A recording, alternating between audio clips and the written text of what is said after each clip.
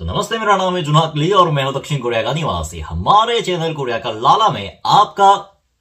स्वागत है। तो हिरण प्रेमियों, जैसे कि इस चलचित्र का उप शीर्षक देखकर आप लोगों को अभी समझ में आ गया होगा कि आज के इस चलचित्र में मैं एक दिलचस्प मुद्दे पर बात करने वाला हूं, और वो ये है कि क्या कोरिया के विवाह प्रणाली में भी भारत की तरह दहेज, यानी जिसको अंग्रेजी में डाउरी नाम से भी हम जानते हैं, ऐसे लेन देन का प्रणाली है या नहीं। क्योंकि कई दोस्तों ने मेरे को फोन करके इस तरह का प्रश्न पूछा कि यह बात पक्की है कि भारत और कोरिया, इन दोनों देशों के विवाह प्रणाली में काफी अंतर देखने को मिलते हैं। जाहिर सी बात है, देश अलग है तो संस्कृति भी अलग होती होगी, लेकिन क्या कोरिया में भी भारत की तरह जो कि दहेज, यानी कि जिसके बारे में बहुत सारी टिप्पणियां हैं, मैं उसके बारे में इस वीडियो में ज्यादा कुछ नहीं बोलूंगा, क्या वो सिस्टम कोरिया के विवाह सिस्टम में भी मौजूद है कि नहीं। मेरे कई सारे दोस्तों ने मेरे को फोन करके इस तरह का प्रश्न पूछा, तो मैंने सोचा कि इस एक टॉपिक पर वीडियो बनाया जाना बहुत जरूरी है। तो आओ यार, शुरू करते हैं बिना किसी ब्लैक बक के। वैसे एक्चुअली क्या होता है ना कि भारत में बहुत सारे राज्य और बहुत सारे अलग अलग संस्कृति होने के कारण हर राज्य के और हर एक जिले के विवाह प्रणाली में आप लोगों को कुछ कुछ इस तरह का अंतर देखने को मिलेगा। मैंने यह सुना है कि कुछ जगह इस तरह की चीजें मांगी जाती है और कुछ जगह इस तरह की चीजें मांगी जाती है और कुछ जगह ऐसी चीजें नहीं भी मांगी जाती है। तो आप लोग अगर ऐसे सोच रहे हो कि कोरिया में भी इस तरह से भारत की तरह जिला दर जिला इस तरह के प्रणाली में अंतर देखने को मिलेगा, तो आप लोग बहुत गलत सोच रहे हो। क्योंकि कोरिया में सिर्फ हमारी एक ही भाषा बोली जाती है और हम सब एक ही कल्चर शेयर करते हैं, इसलिए ऑल ओवर कोरिया में जो विवाह प्रणाली चलती है ना, वो लगभग एक जैसी है। लगभग नहीं, पूरी तरह एक जैसी है। आप इस तरह समझ सकते हो, इस तरह समझेंगे तो ज्यादा गलत नहीं होगा। तो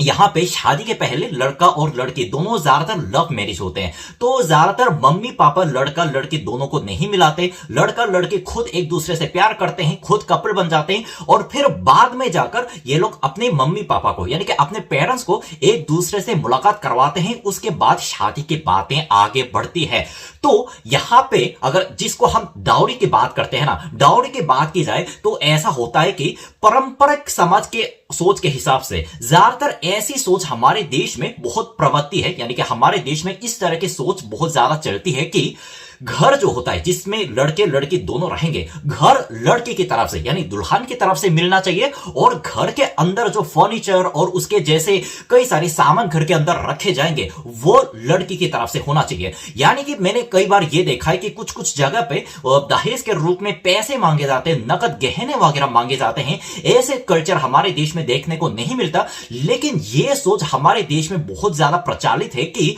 अगर लड़का और लड़की दोनों की शादी हो रही है तो कम से कम लड़के की तरफ से घर अफोर्ड हो जाना चाहिए, और लड़कियों की तरफ से घर के अंदर जितने सारे सामान रखे जाएंगे वो लड़की की तरफ से अफोर्ड हो जाने चाहिए। तो इस बात को लेकर कई लोगों के बीच में यह विवाद घेरा हुआ है कि क्या हम इसको डाउरी के रूप में देख सकते हैं या फिर इसको हमें एक तैयारी की तरह देखना चाहिए, जो कि हर देश के शादी प्रणाली में कॉमन है। क्योंकि एक्चुअली क्या होता था कि 20 साल 30 साल पहले कोरिया में घर का दाम इतना ज्यादा महंगा नहीं था कि लड़के के अकेले के पक्ष से भी घर को अफोर्ड करना कोई बड़ी बात नहीं थी। और अगर लड़के की तरफ से उनको घर मिल रहा है तो लड़की की ये जाहिर सी बात है कि लड़की की ये थोड़ी जिम्मेदारी बनती थी कि उसकी तरफ से, यानी कि घर के अंदर जितने भी फर्नीचर और फिर वो कुकिंग के सामान, जितने भी सब सामान रखे जाएंगे वो लड़की की तरफ से अफोर्ड कर दिया जाए। ज्यादातर इस तरह के सिस्टम में क्या होता है ना कि शादी के वक्त, यानी जब दोनों की शादी हो रही होती है तब कोई दिक्कत नहीं आती, लेकिन पता है दिक्कत एक और चीज पे आ जाती है। दिक्कत तब आती है जब दोनों का तालाक हो जाता है।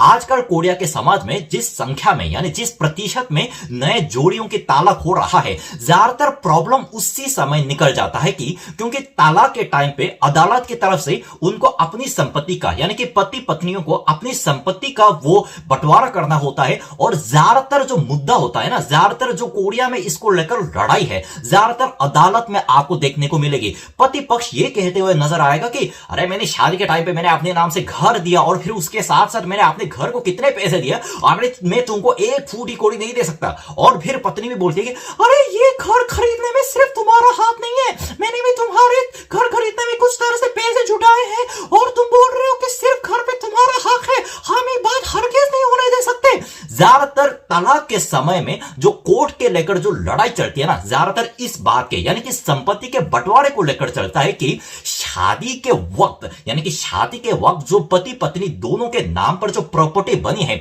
उसके नाम पर किसका कितना हक है और किसका कितना योगदान है। दरअसल पहले के जमाने में इस तरह से यानी इतनी ज्यादा संख्या में तलाक नहीं होते थे, इसकी वजह से इस तरह के प्रॉब्लम हमारे समाज में ज्यादातर देखने को नहीं मिलते थे। लेकिन आजकल जैसे आप लोगों को पता है कि दुनिया भर में थोड़े परिवार का महत्व जिस तरह से कम हो रहा है, जिस तरह से परिवार का महत्व टूट रहा है, ठीक उसके परिणाम स्वरूप हमारे देश में भी काफी बड़ी संख्या में तलाक के मामले आपको देखने को मिल रहे हैं। इसलिए इसी बात को चलते कोरिया के पिछले हाल ही में कुछ मीडिया में इस तरह के बातें बहुत ज्यादा उभर कर सामने आने लगी कि क्या हम दाऊरी से पूरी तरह से मुक्त हैं, क्या हम दहेज सिस्टम से पूरी तरह मुक्त हैं, और अगर दहेज सिस्टम यानी कि इस सिस्टम को अगर हम दहेज सिस्टम के नाम दे दिया जाए तो तलाक के वक्त आखिरकार संपत्ति का बंटवारा कैसा किया जाए, यह हमारे देश में तलाकशुदा लोगों के लिए एक बहुत बड़ा प्रश्न, बहुत बड़ा मुद्दा बनकर आजकल खड़ा हो गया है। क्योंकि पुराने जमाने में क्या होता था कि जैसे मैंने थोड़ी देर पहले कहा, घर का दाम इतना ज्यादा महंगा नहीं था कि एक अकेले पति के पक्ष से भी घर को अफोर्ड करना कोई बड़ी बात नहीं थी। लेकिन जैसे मैं अपने कई वीडियो में बता चुका हूं कि आजकल कोरिया में घर का दाम इतना ज्यादा हो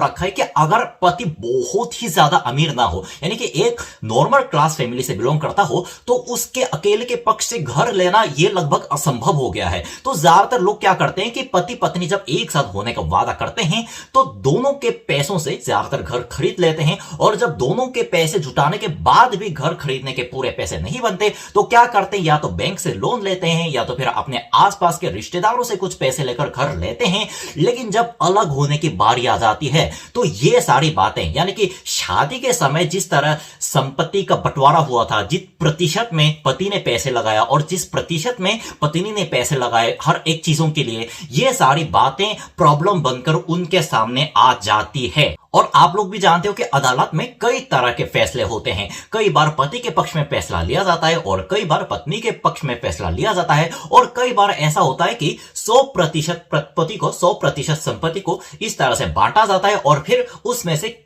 कुछ हद तक प्रतिशत को पति को मिलता है और कुछ हद तक के प्रतिशत पत्नी को दिया जाता है। कई बार ये बातें दोनों के बीच में इतनी झंझट खड़ी कर देती है, और आजकल लड़के भी ये सोचने लगे कि हम जब बराबरी की शादी कर रहे हैं तो हम घर को हम सिर्फ अपने ही तरफ से क्यों लाए। और आजकल लड़कियां भी ये सोचने लगी है कि घर मिला तो ठीक है, लेकिन हम जब एक ही घर में रहेंगे तो घर के सारे सामान सिर्फ मेरे पैसों से क्यों। ज्यादातर कोरिया के लोग आजकल शादी न करने के, वैसे तो उनके पीछे कई सारे वजह है, लेकिन आजकल कोरिया के ज्यादातर लोगों के शादी ना करने के पीछे यह भी एक मुख्य वजह बोल सकते हैं। तो बस यार आज के वीडियो में इतना ही। उम्मीद करता हूं आप लोगों को इस वीडियो के माध्यम से फिर से एक नई जानकारी मिल गई होगी। मैं वापस आऊंगा और मजेदार वीडियो के साथ। तब तक क्या करना है, सावधान रहना है, सुरक्षित रहना है, क्राइम रहना है और पेट्रोल रहना है। सीख एक को सबक सबको। जय हिंद और जय साउथ कोरिया।